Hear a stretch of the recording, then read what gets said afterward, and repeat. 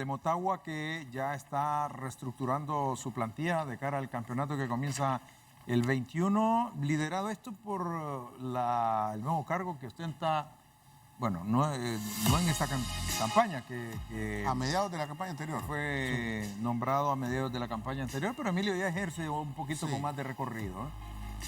Lo primero es que han habido muchas bajas en Motagua, ¿verdad? Creo que era algo que se veía venir. Ya de hecho se había anunciado previamente, Emilio ya había anunciado que iban a haber movimientos. Sí, Brenner, Mauro Ortiz, Denil Maldonado por traspaso al extranjero, a la MLS.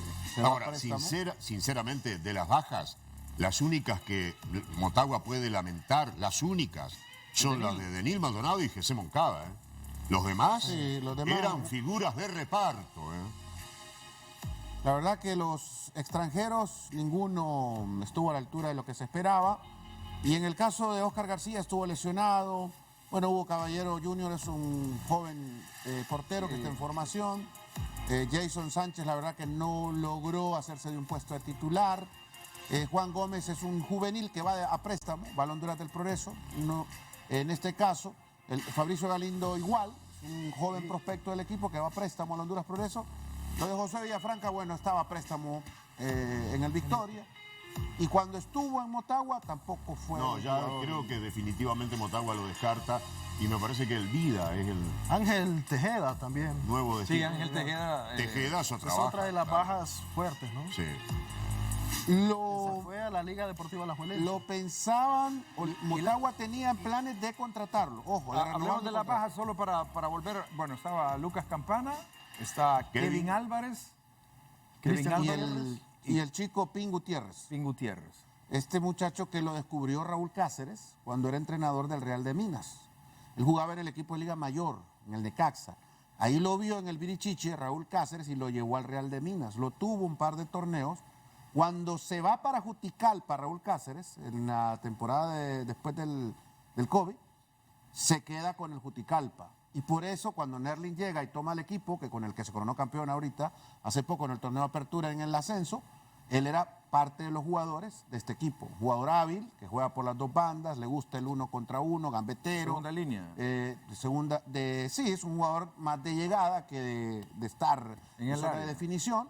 Entonces, me parece que es un jugador interesante por lo que hemos visto de él y habrá que ver cómo se adapta a este nuevo equipo, que es una segunda experiencia en primera para él. Julio, Carlos y Fernando, para los tres la misma pregunta. ¿Qué lectura le damos a la decisión de Motagua de renovar abruptamente la plantilla? Porque muchos, como dices, eran figuras que no tenían mucha participación, sin embargo, no sucedió una transición, sino que está haciendo como una renovación un poco drástica. Es una renovación que puede resultar impactante. Creo que hay dos factores que pueden incidir en esto. Primero, una reducción de la plantilla. Se nota que Motagua va a contratar poco, pero con un poquito más de pupila, con un poquito más de puntería en el momento de dar el remate final. Y por otro lado, el hecho que al mantener a su cuerpo técnico es evidente que debe renovar por el otro lado. Al haber fracasado en su intento de ser bicampeón, creo que Motagua ha quedado con la ilusión de renovar el título para el próximo campeonato. Me dijeron que estos intentos de Motagua por fortalecer el equipo son los primeros, pero no serán los últimos, y que seguramente esta semana habrá alguna otra novedad con elementos no tanto del exterior, sino muy influyentes en el ámbito local. ¿Qué le dijeron a usted, Carlos? Bueno, lo primero es que eran 4 los jugadores que se iban a anunciar de entrada, solo se han anunciado 3, ¿verdad?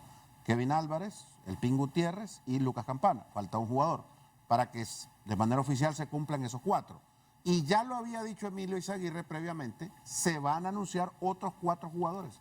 O sea que Motagua, para este torneo clausura, va a fichar a 8 futbolistas para el primer equipo, porque hay jugadores que van a pasar de las reservas a formar parte Sí, del plantel, ahí- pero habrá que ver qué ahí tanto es donde- juegan y qué tanto protagonismo pueden Ahí, tener. porque ahí es donde el volumen de presentaciones está asociado un poquito a figuras que no son consolidadas, para darle una categoría de perfil, porque este equipo, si no debemos de olvidar que tienen compromisos internacionales muy fuertes. Pachuca claro. es su rival en la liga, en la CONCACAF, en la CONCACHAMPIONS. En la Coca Champions.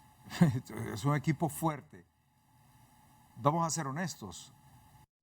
Pretender pasar esta llave es una esperanza, una ilusión, un deseo, una lucha.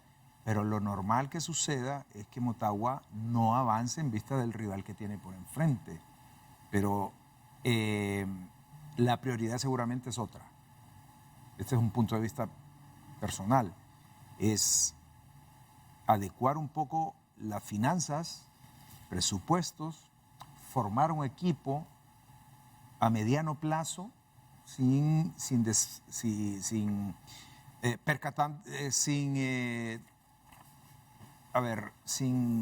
desatender la obligación del campeonato local, pero no tengo la impresión que sea una prioridad inmediata. Es parte de un proceso, tengo la sensación esa, porque hay muchos jugadores que están con aspiración a convertirse en figuras, porque son muchos promovidos de las reservas. Esa es una impresión que a mí me da. ¿Qué piensa usted, Fernando? Las primeras 3 altas de Motagua traen al segundo máximo goleador de maratón. En el campeonato pasado, Lucas Campana, con 9 tantos. Ninguno de los otros delanteros de Motagua anotó tantos goles como él, porque Moreira tuvo 5, Eddie 6, Ángel Tejeda 6. Y por el otro lado tienen también un futbolista que es Pin Gutiérrez, que si bien viene de la segunda división, hay que verlo jugar. Primero recordemos que Motagua sufrió un dolor de cabeza el torneo anterior en la posición de volante derecho, donde probó a 4 futbolistas, Camellito, José Moncada, Brenner, Mauro Ortiz, y ninguno pudo llenar ese espacio, así que él podría ser el indicado. Ahora, recordemos también que a Motagua se le pedían fichajes de primer nivel el torneo anterior. Trajo a un hombre como Brenner, que jugaba en la primera de Grecia, y a Mauro Ortiz en la primera de Argentina. No cumplieron. Hay que verlo jugar primero. Este es el caso, a la inversa quizás, con Pin Gutiérrez. Bueno, Puede ser, pero- lo que pasa es que acá, por ejemplo, el caso de Lucas Campana ya es un extranjero probado en nuestro ambiente, Sí. nuestra Liga Nacional. Sí. A diferencia de Brenner y de Ortiz. Sí, que traen perfil, pero Traen no se perfil, adaptan muchas pero no veces. sabemos cómo se van a comportar ya en nuestro fútbol. En el caso de Lucas Campana, a quien le costó mucho el torneo anterior, le costó, pero al final terminó dando un buen rendimiento. Ya es un jugador que conoce el ambiente, conoce cómo se juega acá, conoce cuál es la forma en la que te marcan los defensas. Entonces, él ya no vamos a decir que es una incógnita. Creo que ya es un jugador que ya sabemos lo que puede dar. Al menos una cuota de 8 goles por torneo. Marcó 9. Por ahí fue el promedio que Marcó estableció 9. en Maratón. Y el Por ahí primero- fue el promedio que marcó En Maratón. el primero 6, en el segundo 9. Solo jugó 2 torneos. Promedio. Y el Promedio chico de 8, promedio de Gutiérrez, 8 goles. Gutiérrez, bueno, es una experiencia. Recordemos lo de Maratón con Francisco Martínez, ¿no? Terminó siendo titular. Este jugador de la segunda división que en algún momento convocó Diego Vázquez a la selección. No es la primera vez que un jugador de segunda división se consagra en la Liga Nacional. Recordemos aquellos casos del Rambito Rodríguez y del Chino López. No eran jugadores de Liga Nacional, venían con el ascenso. Entonces uno también se pone a pensar, pucha, ¿hay diferencia grande entre un jugador de Liga Nacional y un jugador de la Liga de Ascenso? ¿Qué tanta diferencia existe? ¿Pesa la camiseta? En fin, vamos a ver. Los mejores de la segunda a lo mejor compiten contra los no tan buenos de la primera. Es Bueno, probable. no hace mucho, Probable. por ejemplo, Damín Pero- Ramírez y Alexis pero- Vega eran jugadores desconocidos Ahora- en el ambiente primera. Pero entusiasmo genera poco eso. Esas apuestas. Sí, Esa es muy otra buen- cosa. son buenos jugadores, está bien, muy bien, un aplauso por Sí. ello. Pero no sé si para la alta competencia. Porque, Claro. porque buscas organizar equipos altamente competitivos, porque yo creo que los equipos deben de dar un paso más No, eso es adelante. evidente. Por ejemplo, si vos decís Lucas Campana, Kevin Álvarez, son para ser titulares en Motagua. Gutiérrez, y esperará su turno.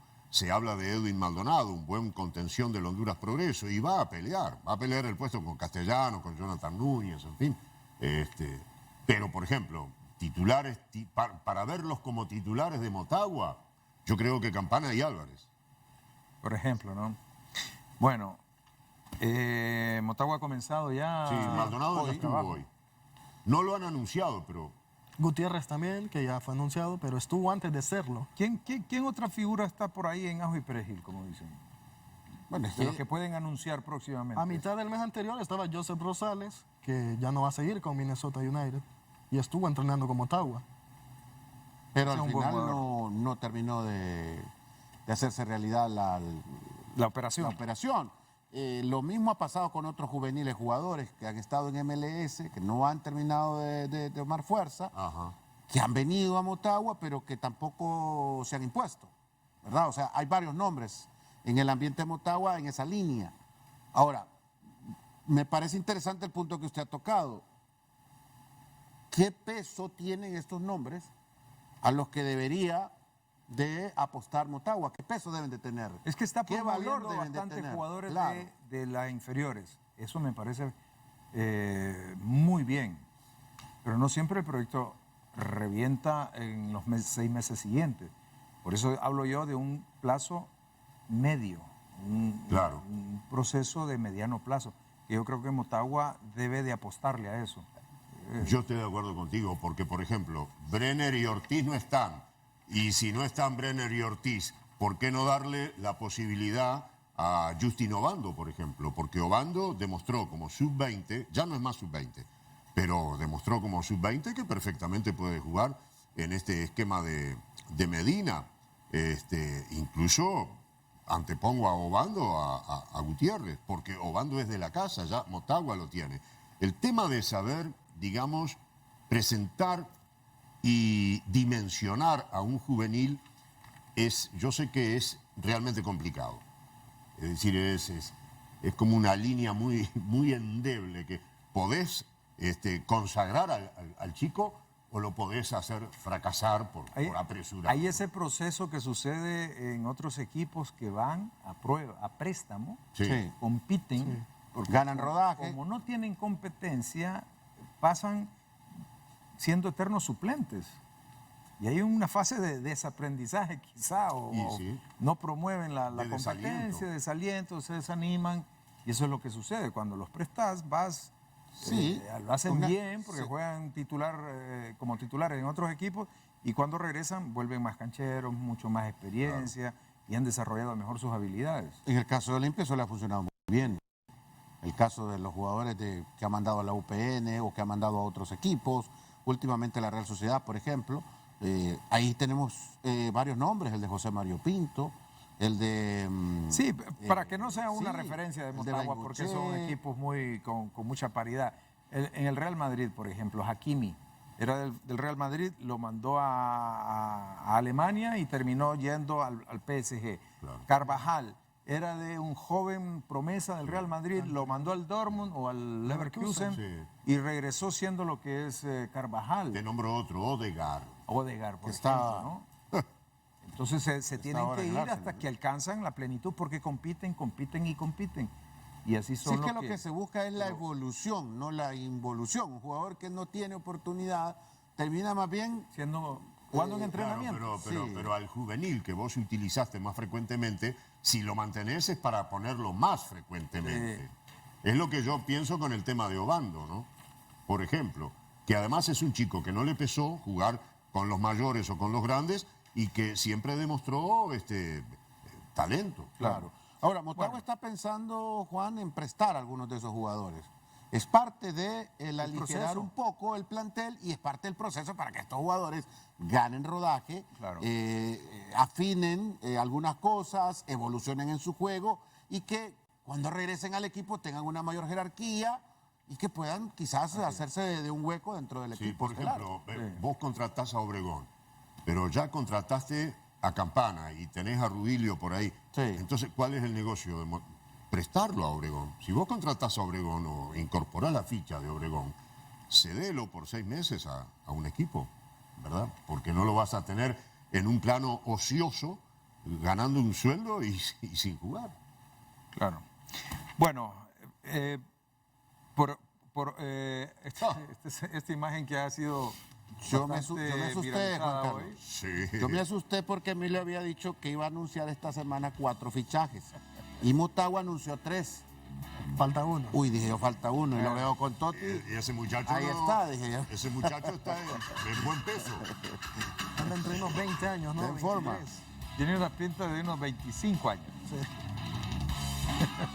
Sí. No, qué bien.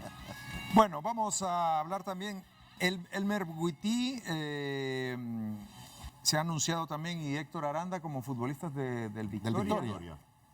Ya cambiando en el plano de Motagua, han sido ya nombrados como jugadores del Victoria. Elmer, qué buenas condiciones, ¿no? Qué buenas condiciones las de Elmer, pero que ponga las pilas. Yo creo que la mejor versión de Elmer Guití la vimos con el Juticalpa, marcando tiros libres, haciéndose dueño de la banda. Sí. Es un jugador con unas condiciones enormes. Sí, pero el problema es otro, ¿no? Yo Claro. creo que lo sabe. Claro, él lo sabe. Imagino que lucha contra eso. Y Aranda es un buen contención. Bueno, se formó en Olimpia y se destacó en Platense, y ante la ausencia de Vanegas, que volvió a Maratón, creo que Vargas lo va a utilizar a Héctor Aranda.